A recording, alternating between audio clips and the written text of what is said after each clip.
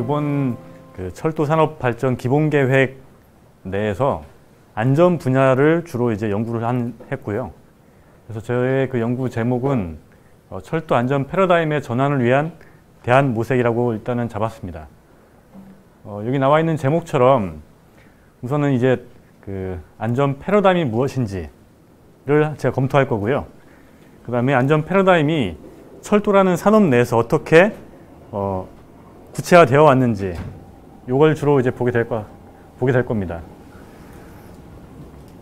그래서 우선은 그 안전 패러다임이 어떻게 그 이론적으로 구성되는지를 한번 검토할 것이고요. 그 다음에 말씀드린 것처럼 이게 이제 다들 아시는 그런 철도 안전관리책이라는 그런 제도로서 현재 운영되고 있는데, 이 안전관리책이라는 것이 어떤 제도의 기원을 가지고 있는지, 현재는 어떻게 운영되고 있는지, 어떤 문제를 갖고 있는지를 같이 검토할 계획입니다. 근데 제가 이제 제가 설명을 드리기 앞서서 우선 저는 딱 첫 번째 강조하고 싶은 부분이 뭐냐면은, 안전의 문제를 어떤 현장 말단에서 일하고 있는 노동자 개인의 문제로 보는 것은 굉장히 좀 고루하고 잘못된 시각이다. 사실 나중에 다루겠지만은 안전 패러다임에서 굉장히 주목하는 그런 하나의 개념이 조직입니다. 조직. 그러니까 예를 들면 지금 철도공사라는 조직이 있을 텐데, 이 철도공사에서 일을 하는 동안에 혹은 철도를 운영하는 가운데 발생할 수 있는 많은 다양한 위험들을 이 철도공사라는 조직이 어떻게 통제하고 관리할 수 있는가. 이게 이제 20세기에서 등장한 철도 안전 이론의 핵심이라고 보시면 되겠습니다. 그러니까 염두에 두실 게 이제 조직이란 표현과 이 조직이 어떻게 위험을 잘 통제할 것인가, 이게 좀 핵심적인 그런 개념으로 이해하시면 되겠습니다. 자, 그럼 이제 본 내용 들어가서 안전 패러다임에 대한 이론적인 검토인데요. 안전 패러다임은 이거를 구분하는 어떤 학자들마다 이론가마다 딱 조금씩의 차이는 있습니다. 근데 대략적으로 공통적인 그런 인정되는 부분이, 첫 번째 시대가 나와 있는 것처럼 테크놀로지, 기술의 시대입니다. 두 번째는 인간의 시대, 그다음 세 번째는, 죄송합니다. 제가 영어를 다 번역을 못 해놨는데, 아무튼 조직적인 관리의 시대라고 되어 있죠. 자, 그럼 첫 번째 1세대인 기계의 시대는 어떤 시대였느냐?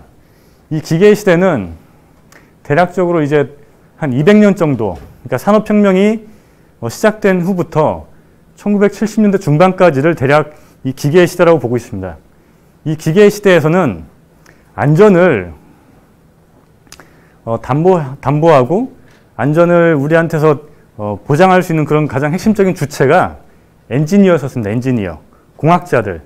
그래서 이들 어떤 공학자들이 안전 설비 혹은 기계 이런 것들을 잘 자동화시켜 가지고 이 자동화된 운영 가운데서 어떤 오류 같은 게 발생하지 않게끔 함으로써 작업장 내에서 일하는 사람들도 안전하고, 혹은 이런 철도 같은 시설도 이 기계를 잘 가동함으로써 안전하게 만드는 그런 관점이 이 기계의 시대였었습니다.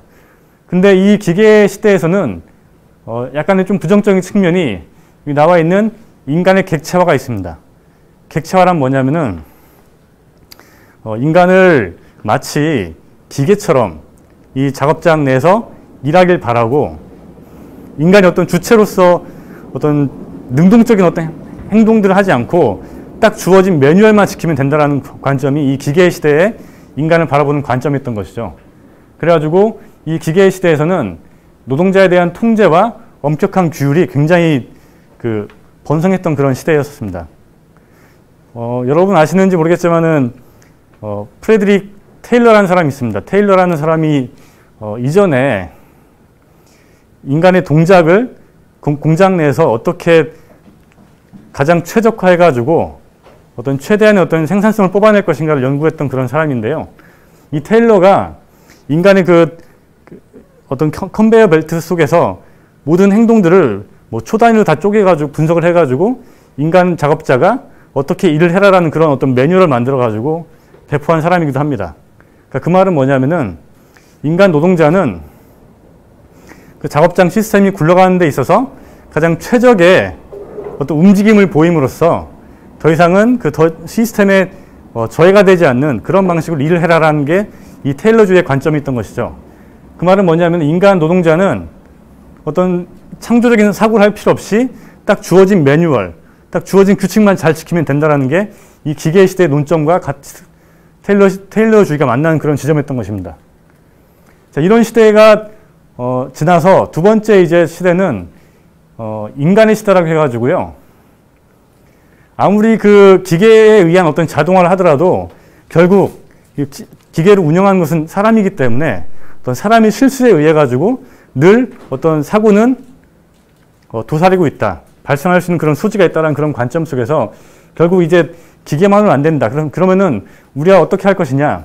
인간이 왜 그런 사소한 오류를 범하는지, 어떤 인간들은 어떻게 일을 하고 어떤 사람들은 어떻게 일을 하는지 이걸 굉장히 세밀하게 연구를 해가지고 소위 이제 1세대가 기계의 신뢰성을 높이기 위한 그런 시대였다라면은 2세대에서는 인간의 어떤 행위를 보다 잘 분석해서 인간이 보다 신뢰성 있게 행동할 수 있게끔 하려고 하는 그런 연구를 많이 했던 시대이기도 합니다. 근데 이렇게 인적 신뢰성 평가부터 해가지고 인간공학, 그 다음에 이런 인적 요인들을 분석해서 어떤 안전을 확보하기 위한, 개선하기 위한 그런 노력들을 많이 했는데 그럼에도 이 2세대 시대 동안에 굉장히 유명한 그런 원자력 발전 사고가 있었습니다. 미국에서 그 3마일 원전 사고가 있었는데 그런 식으로 아무리 자동화하고 인간에 대한 것들을 연구한다 해도 결코 이 대형 사고를 피할 수 없다는 그런 경험을 우리가 갖게 됩니다.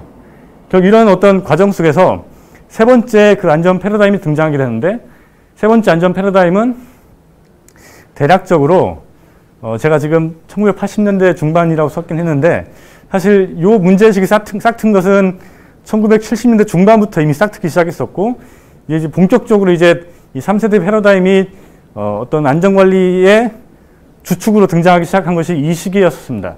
그래서 이 시기는 말씀드린 것처럼 조직적인 안전관리의 시대이다. 그리고 이 조직 내에서 우리가 어떤 안전문화를 가질 것인가, 이 안전문화 이론이 등장하게 됩니다. 말씀드린 것처럼 그 1970년대 초반에 영국에서 로벤스 보고서라는 그런 그 로벤스 경이라는 사람이 있었고 이 로벤스 경을 위원장으로 하는 로벤스 위원회가 만들어졌고 이 로벤스 위원회에서 발표한 보고서가 로벤스 보고서입니다. 이게 어떤 거였었냐면은 그러니까 영국 내에서도 굉장히 그 산업재해가 많이 빈번하게 발생해가지고 1960년대, 70년대 초반까지 그 영국 정부가 굉장히 그 골머리를 앓게 됐었습니다. 그래가지고 그 당시에 로벤스 경한테 왜 이렇게 산재가 많이 발생하는지 한번 원인을 분석해가지고 대안을 만들어 봅시다 해가지고 만들어내는 보고서가 이거였는데 이때 그 로벤스 경이 그러니까 로벤스 위원회에서 만든 보고서가 가장 핵심적으로 주장한 부분이 이전까지 국가가 정말 세세하게 각 산업별로 그 산업 내에는 어떤 위험이 있으니까는 그 회사와 그 회사에 일하는 사람들은 그 위험을 겪지 않기 위해서 어떤 지침을 만들어서 내려보내는 거죠. 그러면은 그 회사에서 일하는 사람들은 국가에서 만든 그런 일종의 법령 같은 것들을 잘 지키면은 안전해질 수 있다는 게 과거에 국가에 의한 지시적 규제였었습니다. 근데 이 로벤스 보고서에서의 고민은 뭐였냐면은 아무리 국가가 무수히 많은 위험을 관리하기 위해서 어떤 법령들, 지침을 만든다고 해서 이게 다 모든 것들을 다 아우를 수 없다는 것이죠. 그러니까 위험은 항상 우리가 알 수 없는 그런 이 범주 내 밖에서도 항상 발생할 수 있기 때문에 국가가 이렇게 세세하게 지시하는 것으로는 결코 안전을 담보할 수 없다는 이 관점이 깔려 있던 것이고요. 결국은 위험은 국가가 다 지시하는 방식이 아니라 그 위험을 생산하고 그 위험에 직면하는 그런 조직 내에서 자율적으로 규제하는 시대로 가야 된다는 게 요 로벤스 보고서의 핵심적인 논점이었습니다. 결국 이 70년대 초반 로벤스 보고서가 나오면서 이 조직과 시스템에 주목하는 그런 새로운 경향성들이 등장하기 시작했고 이게 이제 90년대 정도에 이제 제임스 리진이라고 하는 학자의 조직 사고 이론까지도 쭉 확장됩니다. 그리고 또한 이제 이 로벤스 보고서에 근거해가지고 현재 우리가 알고 있는 안전관리 체계가 등장하게 됩니다. 그리고 이런 그 로벤스 보고서 혹은 이 3세대의 관점은 뭐냐면은 이전까지는 그 1세대에서 나온 것처럼 어떤 인간이 작업장 내에서 실수를 하게 되면은 그 실수에 의해 가지고 어떤 사고가 발생하게 되면은 그 사고의 책임은 온전히 현장에서 일한 노동자한테 다 전가했었죠. 그러니까 결국은 노동자가 잘못해가지고 이런 큰 참사 혹은 사고가 났다는 것이 과거의 관점에 따르면은 이제는 노동자는 다만 마지막 순간에 그 위치에서 해당된 일을 했을 뿐인 거지 그 사람이 실수를 하기까지는 개인만의 책임이 아니라 그 조직과 시스템이 어떻게 운영되었는지가 굉장히 큰 관건이다라는 관점에서 이렇게 조직에 주목하는 그런 방식으로 이제 접근하게 됩니다. 그리고 다음 페이지에서는 이제 그 아까 말씀드린 제임스 리즌의 안전 조직 사고 이론인데요. 말씀드린 것처럼 요 하나의 그 큰 삼각형이 조직을 상징합니다. 그래서 조직 내에서 이 사고가 나기까지는 1차적으로 가장 심층에 있는 경영진의 어떤 판단과 결정들이 있기 때문에 그게 이후에 작업장 요인에 영향을 미치고 그 다음에 개인들의 불안정 행위까지 이어진다. 결국 사고의 발생 경로는 맨 아래 조직적인 어떤 경영진의 판단부터 시작해가지고 점차 올라가게 되고요. 이것들이 그 시스템 내에 있는 여러 가지 뭐 기계 설비라든가 이런 방어막들이 있는데 이것이 다 뚫릴 때 결국 사고가 발생한다는 것이 제임스 리즌의 조직 사고 이론이었습니다.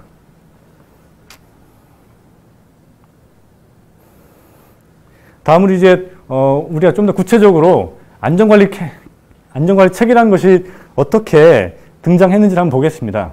아까 잠깐 언급한 그 로벤스 보고서와 안전관리 체계의 관계를 보겠는데요. 말씀드린 것처럼 그 위험을 직접 생산하고 직면하는 그런 조직이 직접적으로 위험을 통제해라. 이 자율 규제의 원칙이었던 거죠. 그래서 이제 국가는 직접 통제하지 않고 이 조직이 안전관리를 잘 하는지 그 수준과 그 내용을 확인하고 어떤 인증을 해주는 그런 작업들을 하게 됩니다. 근데 이 로벤스 보고서가 이제 그 당시에 주장했었던 안전관리의 세 가지 요소 혹은 이제 이게 세 가지 요소라기보다는 그 당시에 로벤스 보고서가 이제 개선이 필요한 어떤 방향성으로 본 것이 세 가지인데요. 첫 번째가 안전조직 시스템의 개선이 필요하다. 두 번째가 경영진의 어떤 주도적인 책임성을 인정해라 혹은 부여해라. 마지막 세 번째는 노동자의 참여를 강화해라. 이 노동자의 참여가 중요한 이유는 뭐냐면은 이 현장에서 실제로 가장 많은 위험들을 경험하고 혹은 그 위험들을 생산하는 그런 주체가 결국은 이 노동자이기 때문에 그 조직에서 갖고 있는 모든 위험들을 가장 잘 아는 집단은 이 현장에서 일하는 노동자다. 그렇기 때문에 경영진이 전체 시스템에 대한 어떤 투자라든가 판단들을 하면서 책임지는 건 맞지만은 결국 이 노동자가 참여하지 않으면은 다 헛것이 될 수 있다. 그렇기 때문에 반드시 노동자가 참여하는 것을 강화시키라라고 제안하게 됩니다. 그리고 이런 어떤 그 자율 규제적인 그런 방식의 방향성이 이후에 여기 나와 있는 세이프티 케이스라는 제도의 도입으로 이어지게 됩니다. 약간 좀 생소한 그런 개념인데 세이프티 케이스를 제가 보통은 그냥 케이스를 사례로 번역을 하는데 여기서는 논거라는 표현으로 제가 번역을 했습니다. 왜냐하면은 케이스라는 게 여러 가지 의미가 있는데 여기서 세이프티 케이스에서 말하는 케이스의 개념은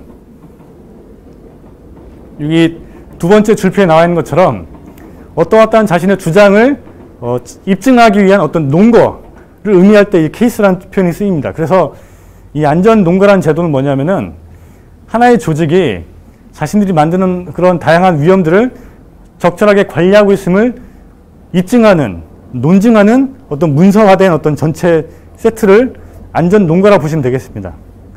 이게 이제 그 로벤스 보고서의 그런 어떤 문제의식을 보다 이제 현실에서 구체화시키게 된 그런 개념인 건데, 그래서 이게 1970년대 중반부터 영국에 도입되게 됩니다. 그 1차적으로는 그 화학 사고를 일으킨 그런 공장에서부터 이 안전 논거에 의해 가지고 니네가 그런 사고를 냈는데 이후에도 그런 사고가 나지 않게끔 어떻게 너네가 할 것이냐. 그래서 우리는 앞으로 위험을 어떻게 관리하겠습니다라는 그런 다양한 입증하는 그런 문서를 쭉 만들어가지고 정부로부터 이제 승인받는 그런 과정을 거친 것이죠. 이게 이제 안전농가라는 그런 제도인데, 향후에 이제 이 안전농가라는 제도가 안전관리 체계로 대체되기 시작을 합니다.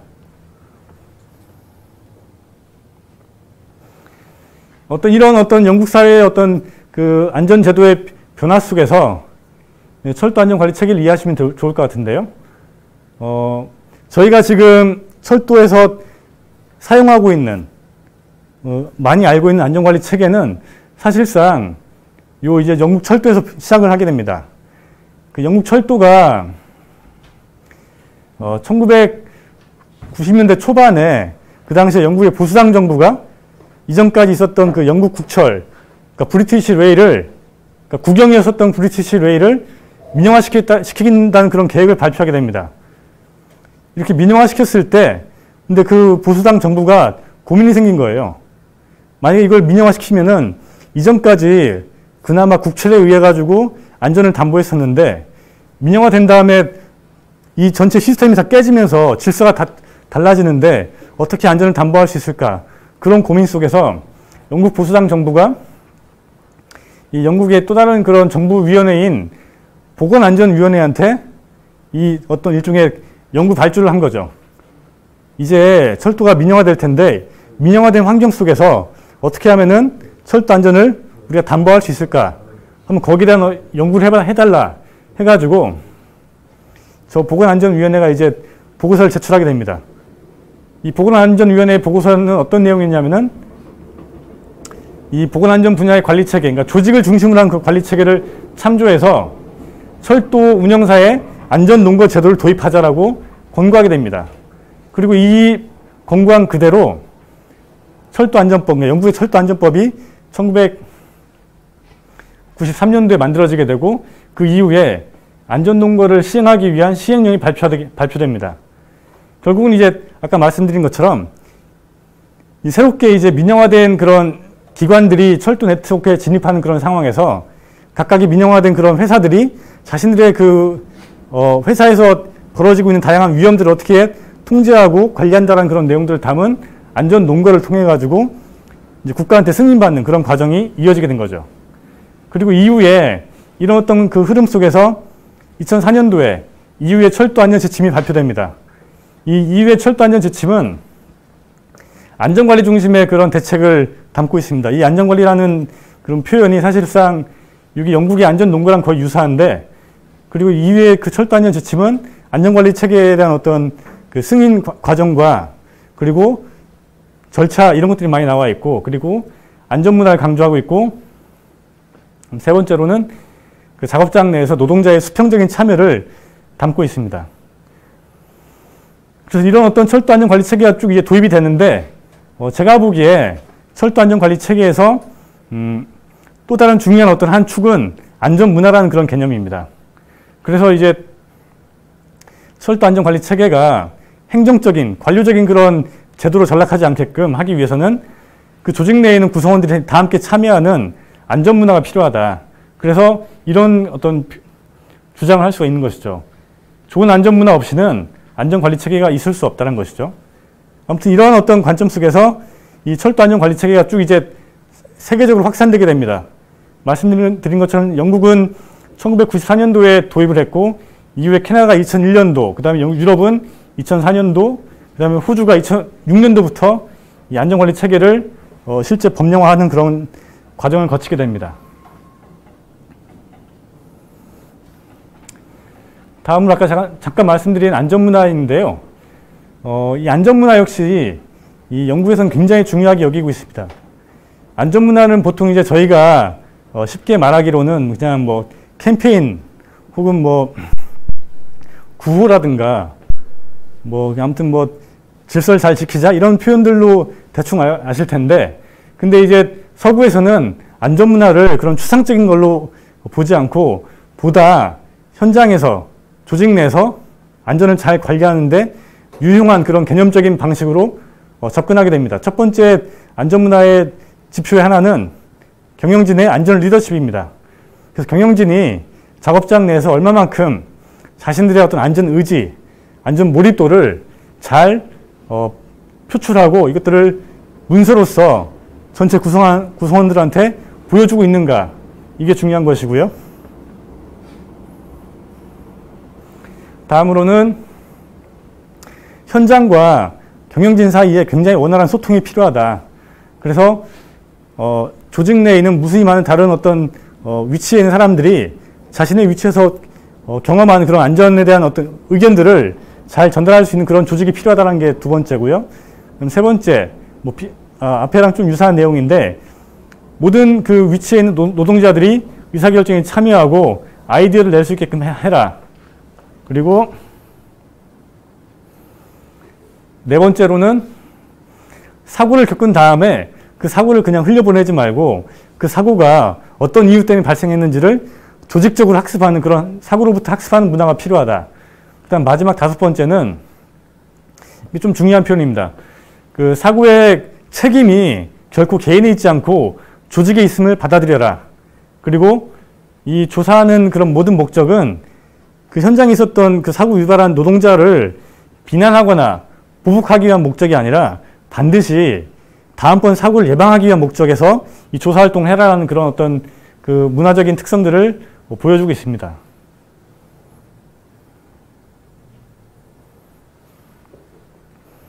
자, 지금까지 대략 이제 그 안전관리 체계가 어떻게 흘러간지를 봤다면은 이제는 저희가 앞으로 그 개선해 나갈 안전관리 체계의 주요한 내용이 뭘까를 한번 정리하고자 합니다. 첫 번째는 제가 볼 때는 이제 안전관리 체계와 노동자 참여가 중요하다. 아까 말씀드린 것처럼 로벤스 보고서의 핵심적인 권고사항의 하나는 현장에서 위험을 직면한 노동자가 참여하게끔 해라는 겁니다. 그 다양한 연구들은 안전관리 체계에 노동자가 참여할 때 안전의 성과가 굉장히 높아진다는 그런 분석을 하고 있고요. 그리고 노동자가 안전 의사결정에 참여하거나 어떤 다양한 안전 활동들에 참여하게 될 때 이 노동자들의 안전 태도라든가 동기가 또 달라진다. 그래서 결국은 전체적인 어떤 안전도가 높아질 수 있다는 것이죠. 어떤 이러한 관점 속에서 이후의 철도 안전 지침, 사실 이게 지침이라는 표현이 약간 낯설긴 한데 그냥 이거를 유럽의 철도법이라 이해하시면 되겠습니다. 유럽의 철도법은 국가 수준 그리고 현장 작업장 수준에서 노동자 및 노동조합의 대표가 이 안전활동에 반드시 참여하게끔 명시하고 있습니다. 이 말은 뭐냐면은 그러니까 유럽의 철도 네트워크에서 그 어떤 철도 운영을 하기 위해서는 그 운영사 내에 이렇게 노동자와 노동조합 대표가 안전활동에 참여하는 것을 반드시 보장해야 되는 것이 요건인 것이죠. 그리고 두 번째로는 만약 어떤 사고가 났을 경우에 그 노동조합의 대표한테 이 사고의 조사 과정을 다 상세하게 알려줘라. 그리고 또한 이 조사 내용이 나올 때마다 전달하고, 마지막으로는 적진 않았지만은 그 보고서에 초안이 나왔을 때 그 초안을 전달한 다음에 그 노동조합 대표의 의견을 반드시 수렴해라. 이렇게 사고조사 전체 과정 속에서 그 노동조합의 대표가 참여할 수 있게끔 하는 그런 것들이 또한 요건입니다. 그리고 마지막 세 번째로는 이제 하나의 사례들인데요. 영국의 그 영국의 철도산업보건안전자문위원회라는 좀 긴 명칭을 가진 그 국가의 자문기구입니다. 여기에 현재 실제로 그 노동조합이 참여해가지고 자문위원을 구성하고 있고요. 프랑스에는 철도안전감독위원회라는 그런 안전 그 자문기구가 있는데 여기에도 프랑스 내에 있는 그 세계 총연맹 산하 철도노동조합에서 개입해가지고 함께 그 정책의 결정 과정에 참여하고 있습니다. 요 철도안전감독위원회 위원장은 그 주무부처 장관입니다. 그러니까 그만큼 굉장히 꽤나 그 고위급이 참여하는 그런 회의체에도 이 노동자들이 다 참여해서 같이 안전 정책들을 결정한다는 것이죠. 자, 그렇다면 한국의 안전관리 체계는 어떻게 도입되었는가를 보시자면은 한국은 굉장히 그 참혹한 사건이 있었던 대구지하철 참사 이후에 2004년도에 이제 국가가, 그러니까 정부가 이 한국에도 이제 어떤 안전관리 체계가 필요하다는 그런 문제의식 속에서 이 도입을 연구하게 됩니다. 그래서 그 당시에 뭐 건설교통부가 그런 그 철도안전법, 그러니까 2004년도 정도에 철도안전법이 만들어지게 되는데 그쯤 해가지고 향후에 그 서구식의 안전관리 체계를 어떻게 만들지 그런 연구를 시작하게 됩니다. 이런 연구 이후에 2010년도에 발표된 2차 철도안전 종합계획에서는 이 안전관리 체계를 어떻게 시행할지에 관련된 시행 계획들이 명시가 되었고, 그 다음에 이 명시된 계획과 그 다음에 법령상으로는 이 철도안전관리 체계를 좀 복잡하긴 한데 무슨 종사자의 안전관리, 시설 및 뭐 차량의 안전관리, 뭐 운행 안전 및 철도 보호 이렇게 다양한 것들로 법으로 구성하게 됩니다. 근데 이제 제가 보기에는 그리고 이제 그 도시철도법이 따로 있어가지고 주로는 이제 철도 공사에 해당되는 법들인데 이 도시철도법에서는 도시철도의 안전에 관한 모든 사항들은 이 철도안전법에 적용을 받는다라고 되어 있기 때문에 뭐 한국철도공사든 혹은 다른 모든 도시철도, 뭐 경전철 그런 사업장들이 다 이 철도안전법 혹은 철도안전관리체계에 영향을 받고 있습니다. 근데 미리 좀 이렇게 평가를 해보자라면은 제가 보기에는 이 한국의 철도안전관리체계는 형식적으로는 서구의 것을 벤치마킹했기 때문에 상당히 유사성을 보이고 있지만은 실제로는 노동자의 참여가 완전히 다 배제가 되어 있고, 또한 서구는 굉장히 중시하고 있는 안전문화 같은 것들을 사실상 일부만 넣긴 했지만은 경시하고 있는 그런 상태이고, 결과적으로 제가 보기에는 관료적, 행정적 업무로 전락한 것이 현재의 한국철도안전관리체계라고 저는 여겨집니다. 또 하나 이제 그 안전관리체계에서 중요한 표현이 혹은 중요한 개념이 위험도라는 개념입니다. 그러니까 위험도라는 것은 뭐냐면은 이 시스템 내에 존재하는 위험을 사전에 미리 발굴해가지고 이게 위험도의 수준이 그러니까 꽤나 위험할 경우에는 미리 어떤 대책들을 강구해서 위험을 줄이는 그런 어떤 개념인 건데, 결국은 이 두 번째 쓴 것처럼 경험에 기초한 사후적인 안전관리 체계에서 사전적인 위험도 평가를 함으로써 예방적인 안전관리를 하자라는 그런 개념이 위험도 평가입니다. 아무튼 이런 방식으로 이제 안전관리 체계가 한국에 도입이 되었고요. 그 다음 철도산업발전기본계획에서 안전 분야가 어떻게 계획을 갖춰져 왔는지를 한번 보고자 합니다.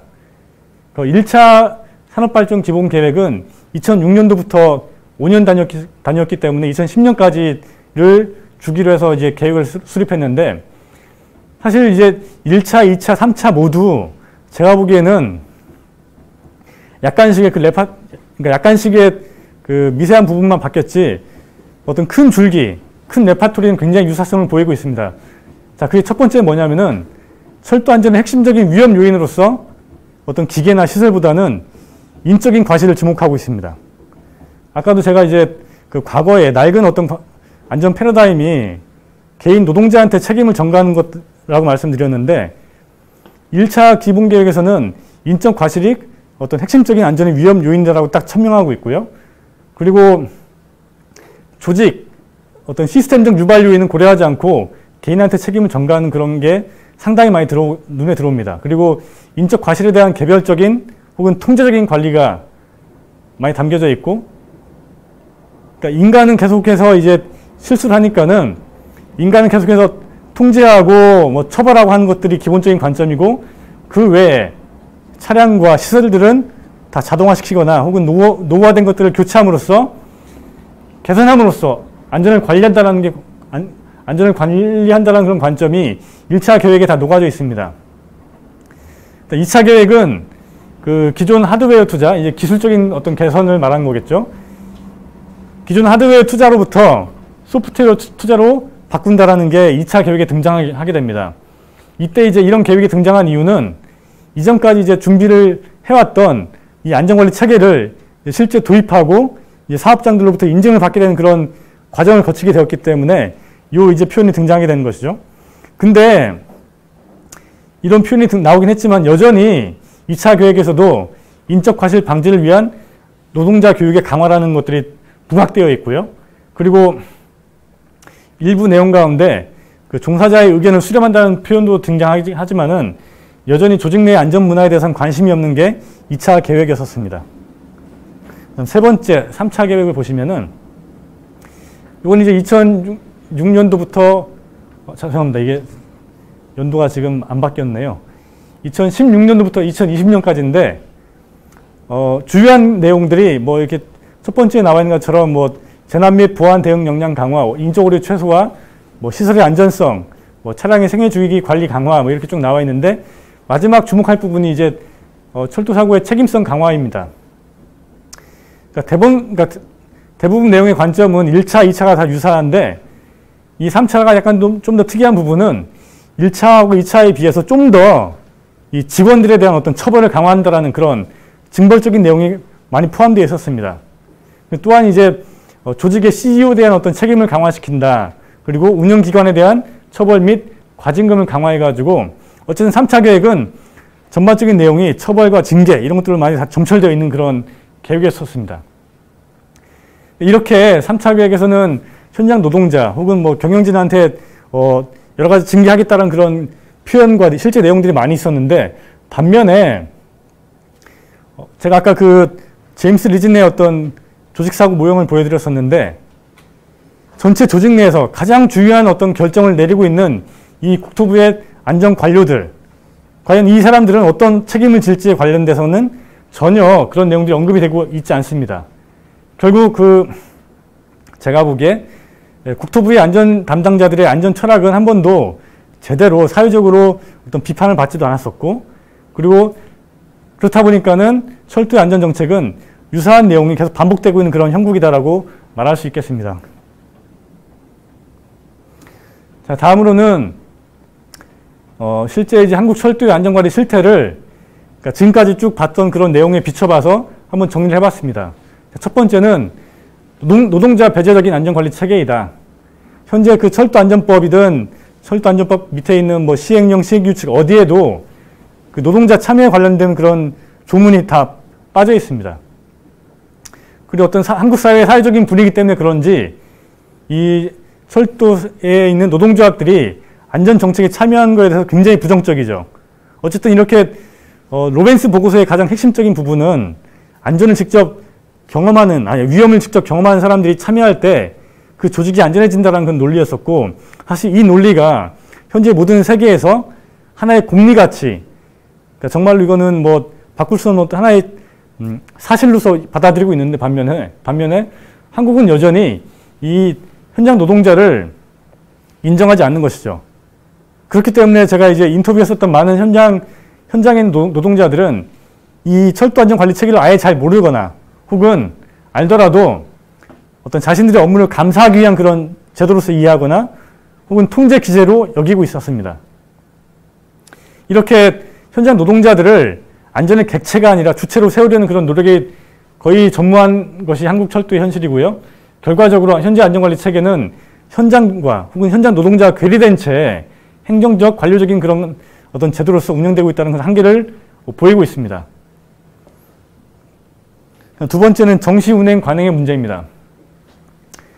철도안전법 시행규칙상에 보면은 이 철도 사고 등의 보고에 관한 지침이 있고 이 철도 사고라는 것이 어떠한 것이 있다라는 그런 어떤 범주를 정의 내리고 있는데 그러니까 여러분 딱 떠올리실 때 철도 사고 하면은 사실 어떤 철도 사이 어떤 추돌이라든가 뭐 탈선이라든가 그런 사고를 떠올릴 텐데 이 철도 사고 지침에는 그런 사고 외에도 운행 장애 그리고 지연 운행도 포함되어 있습니다. 사실 지연 운행은 사고라기보다는 그냥 일종의 서비스가 좀 정체되거나 서비스 편익이 좀 떨어진 정도의 어떤 문제일 텐데 이게 이제 현재는 철도 사고에 포함되어 있는 것이죠. 근데 이제 그 한국 철도에서 가장 저는 이제 어떤 준칙보다도 어떤 윤리보다 중요한 어떤 강력한 조직의 운영의 원리가 이 정시 운행과 본선 개통이라고 여겨집니다. 사실 이렇게 철도가 어떤 악조건 속에서도 이제 열차를 먼저 보내려고 하는 그런 경향 때문에 지금까지 숱한 그런 사고가 났었죠. 어떤 대표적인 사고로는 제가 볼 때는 이제 광명역 KTX 탈선 사고가 그랬었고요. 그 다음에 최근에 있었던 강릉선 KTX 탈선 사고도 그랬었고, 작년에 이제 그 밀양역에서 일하시던 작업자분들이 그 상내 작업이라고 해가지고 본선 운행 시간 동안 일을 하시다가 또 몇 분이 돌아가셨었거든요. 그리고 심지어 이제 제가 볼 땐 2016년도 정도 있었던, 죄송합니다. 연도는 정확치 않은데 아무튼 구의역에서 발생했었던 구의역 그 김군 사망 사고 역시도 사실은 이렇게 본선 운행 시간 중에 그 정시 운행을 하기 위한 그런 목적에서 일을 하다 보니까는 결국 그 작업자가 열차 운행하고 있는 그 선로 측에 들어갔다가 발생한 사고였었거든요. 이런 식으로 사실 한국의 대부분의 많은 사고들이 이렇게 정시 운행 관행 때문에 발생하고 있음에도 불구하고 여전히 한국의 많은 그런 철도 운영사들은 이 세계 최고의 정시율을 보인다라는 그런 자랑들을 하고 있습니다. 제가 지금 여기 담지 못했지만은 올해 2020년도에 나왔었던 한국철도공사의 홍보 브로셔에도 이런 내용들을 이렇게 쭉 큼지막한 그런 표로 보이면서 자랑하고 있었고, 그리고 현재 그 중앙공기업 경영평가에는 글로벌 정시율 지표하고 그 다음에 안전관리 사업 지표가 있습니다. 이 글로벌 정시율은 뭐냐면은 그 UIC라는 그런 국제 철도 통계 조직이 있어요. 근데 이 UIC라는 단체에서 해마다 이제 각국의 그 다양한 어떤 철도 통계를 내게 되는데 그 내용 가운데 그 정시 운행성을 보는 내용이 포함되어 있어요. 근데 이 UIC가 발표하는 그 통계 내용 가운데 그 통계에서 한국의 철도공사가 높은 등수를 차지해야지만이 이제 정시율 지표에서 좋은 평가를 받는 것이죠. 이제 사실은 이게 참 우스꽝스러운 게 국내에서 영업하고 있는 공기업의 경영 평가를 어떤 세계적인 수준에서 상위권에 있지 못하면은 좋은 평가를 받지 못하는 지표인 것이죠. 이게 참 아이러니인데, 그다음 두 번째로는 이 안전관리 사업 지표 역시도 이제 아까 말씀드린 이 지연 운행이 철도 사고에 포함되어 있기 때문에 이 지연 운행이 많을수록 이 안전관리 사업의 지표도 떨어지게 됩니다. 점수상으로는. 그러니까 이렇다 보니까는 작년에 2019년도에 그 감사원이 철도공사를 상대로 해가지고 철도 안전 실태에 관련된 감사를 했는데, 감사에 적발된 부분이 뭐냐면은 이 관제 운영실에서 경영평가를 잘 받기 위해서 열차의 지연 시간들을 조작했었습니다. 그러니까 예를 들면은 UIC의 그 지연 기준이 15분 이하인데 요 이하에 들어가기 위해서 만약에 15분 몇 초다 그러면은 뭐 15분 안쪽으로 이제 데이터를 바꾸든가 이런 식으로 해가지고 이 관제 운영실에서 어떤 시간 관련된 그런 것들을 계속해서 조작해왔다는 것이 적발돼가지고 보고서에 담겨 있거든요. 그러니까 이런 식으로 이제 정시 운행 때문에 사실 그 조직 내에서 여러 가지 어떤 부작용들이 발생한다는 것이죠. 그리고 현재 그 지방 공기업의 경영 평가에서도 좀 다행인 것은 이제 그 행안부에서 하고 있는 지방 공기업 경영 평가는 2014년도에 이 정시율 지표를 삭제했습니다. 근데 그럼에도 여전히 이 사고 지표라는 게 있기 때문에 이 철도 사고에서의 지연 운행이 발생했을 경우에는 이 사고 지표에 포함돼 가지고 일종의 마이너스를 받는 그런 상황이 될 수 있겠죠. 이렇게 그 정시 운행은 여러 가지 문제가 많은데 서울시는 2017년도에 이 구의역 사고 이후에 어떤 하나의 그 패러다임 전환을 발표하게 됩니다. 발표한 내용이 뭐였냐면은 이제 서울시의 그 지하철은 정시성에서 안전으로 간다라는 그런 선언을 하게 됩니다. 물론 이제 그 당시에 선언 이후에 실제 그 서울교통공사에 대해서 얼마만큼 많은 어떤 변화가 있었는지는 잘 확인되지 않습니다. 사실은 이런 선언은 그냥 선언만 하고서 이제 그칠 때가 많기 때문에 실제 그 이후에 그 조직의 많은 것들을 바꾸는 그런 노력이 필요한데 아직은 그런 것들은 확인되지 않고 있고요. 아무튼 우리가 이 정시 운행의 관행을 바꿀 필요가 있겠다고 보여지고, 그다음 세 번째로는 현장 인력 부족 문제입니다. 이게 늘 이제 그 철도공사든 다른 노동조합들이 주장하는 그런 내용인데, 제가 보기에 한국 철도에서 이제 현장 인력 충원 문제는 일종의 금기어입니다. 이게 사실은 우리가 안전하게 일을 하고 또 안전하게 그 사람들을 수송하기 위해서는 반드시 필요한 인력들이 있는 건데, 마치 이제 인력을 요구하게 되면은 어떤 노동조합이 어떤 이기적인 어떤 태도인 것처럼 비판한다거나 뭐 이렇게 되는 거죠. 근데 서구에서는 이 현장에는 충분하고 여유 있는 인력이 있을 때 반드시 안전을 담보할 수 있다는 그런 어떤 이론도 많이 있기 때문에 향후에 그 안전관리 체계에 그 충분한 현장 인력을 확보하기 위한 그런 제도화도 필요하지 않겠나 보고 있습니다. 그래서 이 어떤 내용들을 보기 위해서 제가 그 수도권의 차량 사업소하고 그 다음에 그 KTX 고속선의 신호 분야 그리고 김포 경전철의 사례를 한번 쭉 보았는데 그 세세한 내용들은 담지 못했고요. 다만 이제 어제 김포 경전철에서 1시간 반 정도 열차가 운행이 중단돼 가지고 그 터널 내에서 갇혀 있었던 그런 상황이 있었는데 제가 최근에 그러니까 이전에 그 김포 경전철에 그 분들 만나가지고 인터뷰 해보니까는 김포 경전철 같은 경우에는 이 통섭형 그 인력 운영이라고 해가지고 4명이 한 조를 구성하는데 이 4명 가운데 전기, 신호, 뭐 설비, 통신 뭐 이렇게 각각의 그런 직종 사람들을 뭐 일종의 그 랜덤 방식으로 이제 구성하고서 이 사람들이 이제 김포 쪽과 그 반대편 역사에서 상주하면서 어떤 일의 상황이 있을 때 대처하게끔 만드는데 워낙 인력도 없고 또 사실 이제 굉장히 그 복잡한 그런 기술적인 부분이 있음에도 불구하고 이 4명이서 이것들을 다 담당하게 하다 보니까는 실제 어떤 문제가 생겼을 때 어떤 즉각적인 대처가 굉장히 힘들다라는 그런 어떤 그 문제를 저한테 토로했었는데 제가 보기엔 어제 같은 경우에 그 굉장히 부족한 현장 인력의 문제가 결국은 그렇게 좀 많은 어떤 큰 사고로 이어진 것이 아닌가라고 보고 있습니다. 네 번째로는 그 현재 안전규제 당국, 그러니까 관료들의 무능력과 전문성의 부재입니다.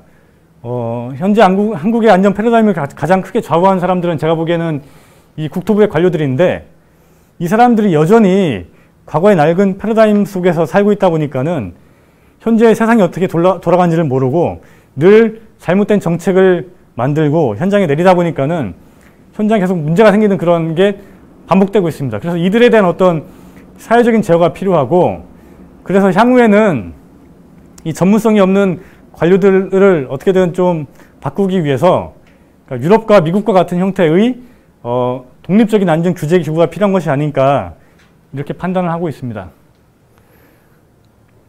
그리고 마지막으로 이제 5번째는 약간 좀 어려운 내용인데 이 휴먼 팩터를 고려하지 않고 있는 안전 시스템의 문제입니다.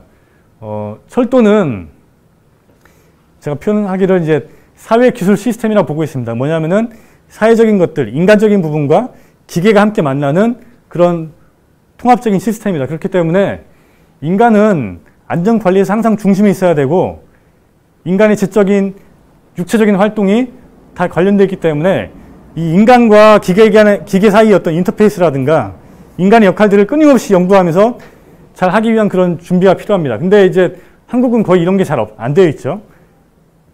근데 유럽 같은 경우에는 이 법적으로 안전관리 체계 요건 가운데서 이 휴먼 팩터 연구를 반드시 하게끔 되어 있고 그렇게 해서 했던 어떤 결과물들을 전체 시스템 개선에 반드시 활용해라라고 강제하고 있습니다. 반면 한국은 아예 이런 식의 어떤 문제의식이 아예 사라져 있고 도리어 이제 그 휴먼 팩터에 대한 고려 없이 상당히 징벌 위주의 그런 정책들을 많이 하고 있죠.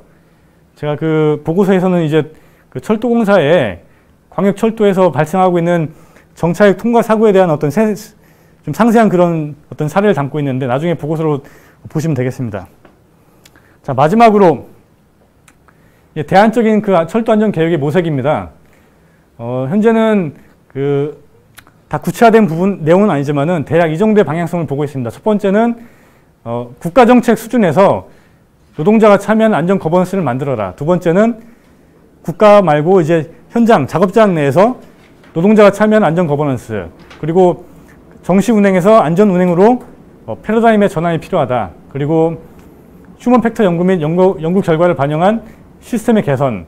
그리고 독립적인 철도 안전 전담 기구가 전담 기구의 신설, 그리고 마지막으로는 예방적인 안전관리를 실제 구현하기 위한 그런 세부적인 방향으로서 어떤 관료적인 안전관리 체계의 개선, 그리고 좋은 안전문화의 정착, 그리고 현장 참여형 위험도 평가의 내실화, 이 정도가 현재 이제 제가 고민 중에 있는 어떤 큰 줄기의 방향성입니다. 예, 이상 마치겠습니다.